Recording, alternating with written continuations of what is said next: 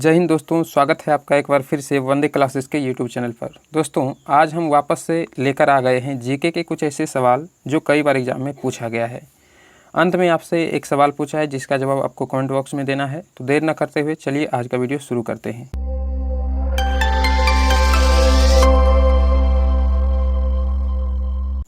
पहला सवाल है हमारा, भारतीय लोक नृत्य नहीं है, यानी कि इनमें से कौन सा ऐसा लोक नृत्य है जो भारतीय नहीं है? घूमर, डांडिया, गरबा या कथकली? दोस्तों, इसका राइट आंसर हो जाएगा कथकली। ठीक है, D option is the correct answer. अगले सवाल पे चलते हैं और दूसरा सवाल देखते हैं क्या है। किस भारतीय टेलीकॉम ऑपरेटर ने हाल ही में अपने ग्राहकों के लिए स्पीड पे की सेवा शुरू की है? वोडाफोन, BSNL, आइडिया सेल्युलर या भारती एयरटेल? तो दोस्तों, इसका राइट आंसर हो जाएगा BSNL। ठीक है, अगले सवाल पे चलते हैं और अगला सवाल है तीसरा नंबर सवाल।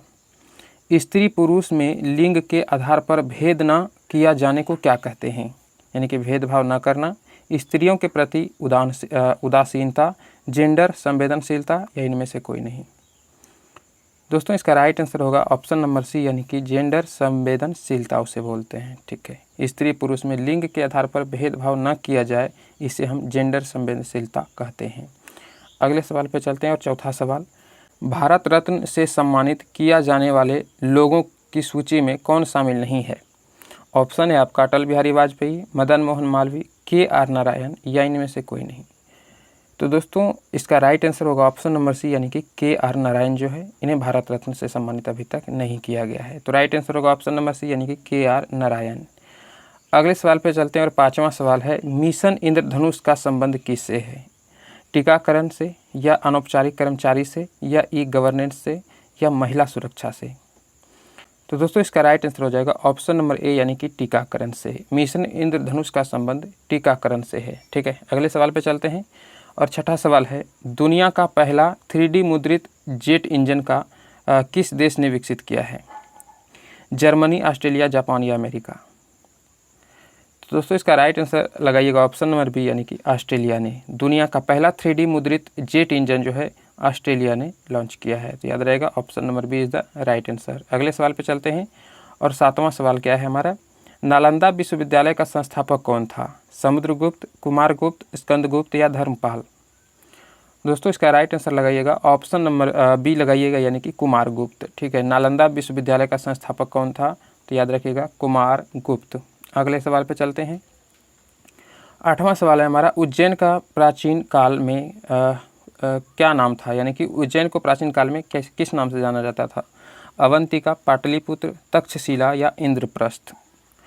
तो दोस्तों, इसका राइट आंसर लगाइएगा ऑप्शन नंबर ए, यानी कि अवंतिका। उज्जैन को प्राचीन काल में अवंतिका के नाम से जाना जाता था। ठीक है, अगले सवाल पे चलते हैं और 9 नंबर सवाल, भारत पर हुनों का आक्रमण किसके शासनकाल में हुआ था? श्रीगुप्त, समुद्रगुप्त, स्कंदगुप्त या उपयुक्त में सभी, यानी कि उपयुक्त में सभी?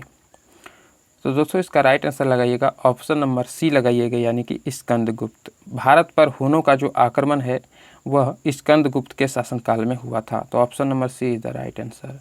अगले सवाल पे चलते हैं और 10वां सवाल है हमारा, सांची का स्तूप किस शासक ने बनवाया था? बिंबिसार, हर्षवर्धन, पुष्यमित्र या अशोक?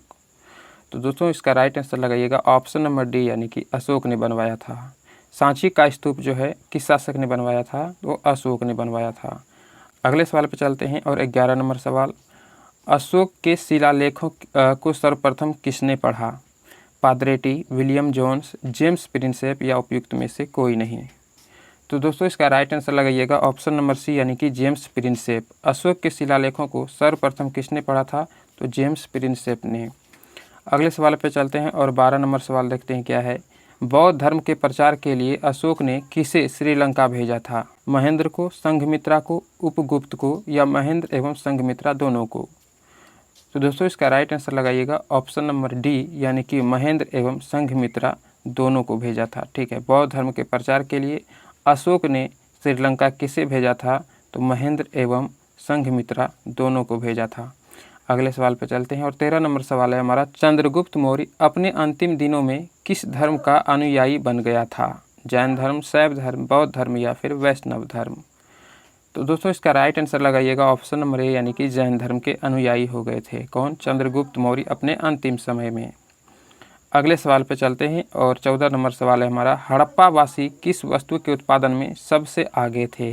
मुद्राएं, कपास, कांस्य के औजार या फिर जौ के उत्पादन में।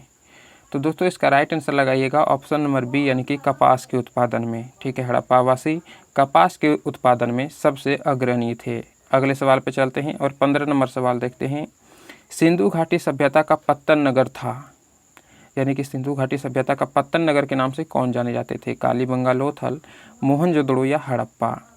तो दोस्तों इसका राइट आंसर लगाइएगा ऑप्शन नंबर बी, यानी कि लोथल को सिंधु घाटी का पत्तन नगर भी कहा जाता था। अगले सवाल पे चलते हैं और 16 नंबर सवाल देखते हैं। चंद्रगुप्त मौर्य ने अपना अंतिम समय कहाँ बिताया? तक्षशिला, उज्जैन, पाटलिपुत्र या श्रवण बेलगोला। दोस्तों इसका राइट आंसर लगाइएगा ऑप्शन नंबर डी, यानी कि श्रवण बेलगोला। चंद्रगुप्त मौर्य ने अपने अंतिम समय श्रवण बेलगोला में बिताए थे। Right answer D. अगले सवाल पे चलते हैं और 17 नंबर सवाल, कपिल मुनि द्वारा प्रतिपादित दार्शनिक प्रणाली है? पूर्व मीमांसा, उत्तर मीमांसा, न्याय दर्शन या सांख्य दर्शन। तो दोस्तों इसका राइट आंसर लगाइएगा ऑप्शन नंबर डी, यानी कि सांख्य दर्शन। कपिल मुनि द्वारा प्रतिपादित दार्शनिक प्रणाली सांख्य दर्शन है। अगले सवाल पर चलते हैं और 18 नंबर सवाल है, निम्न में से किसने रूस में लाल सेना का गठन किया था? बहुत ही VVI सवाल है, इंपॉर्टेंट लगा लीजिएगा इसको, VVI नोट कर लीजिएगा। ऑप्शन है आपका लेनिन, त्रातास्की, ट्रॉटस्की या इनमें उपरोक्त में से कोई नहीं। दोस्तों इसका राइट आंसर लगाइएगा ऑप्शन नंबर सी, यानी कि ट्रॉटस्की।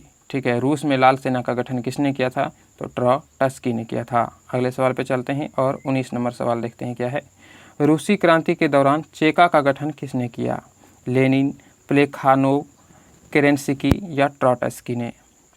दोस्तों इसका राइट आंसर है ऑप्शन नंबर ए, यानी कि लेनिन। ठीक है, रूसी क्रांति के दौरान चेका का गठन किसने किया था? तो लेनिन ने किया था, याद रखिएगा। अगले सवाल पे चलते हैं और 20 नंबर सवाल और इस एपिसोड का लास्ट सवाल है। सूर्य किरण भारत और किस देश के बीच एक संयुक्त सैन्य अभ्यास है? बांग्लादेश, श्रीलंका, भूटान या फिर नेपाल। तो दोस्तों इसका राइट आंसर लगाइएगा ऑप्शन नंबर डी, यानी कि नेपाल। सूर्य किरण भारत और नेपाल के बीच एक संयुक्त सैन्य अभ्यास है, याद रहेगा। अगले सवाल पे चलते हैं और इसका जवाब आपको कमेंट बॉक्स में बताना है। शुद्ध सोना कितने कैरेट का होता है? ऑप्शन भी आपको दे रखे हैं, 18 कैरेट, 29 कैरेट, 22 कैरेट या फिर 24 कैरेट। इजी सवाल है, लगभग सबको इसका जवाब पता होना चाहिए। तो कमेंट में इसका जवाब दीजिएगा और यदि वीडियो पसंद आया हो तो इसे एक लाइक कीजिएगा और चैनल पर अगर नए हैं तो चैनल को सब्सक्राइब कर लीजिएगा। अपने दोस्तों के बीच इसे शेयर कीजिएगा ताकि सभी लोग इसके बारे में नॉलेज ले सके। तो मिलते हैं नेक्स्ट वीडियो में, तब तक के लिए जय हिंद फ्रेंड्स।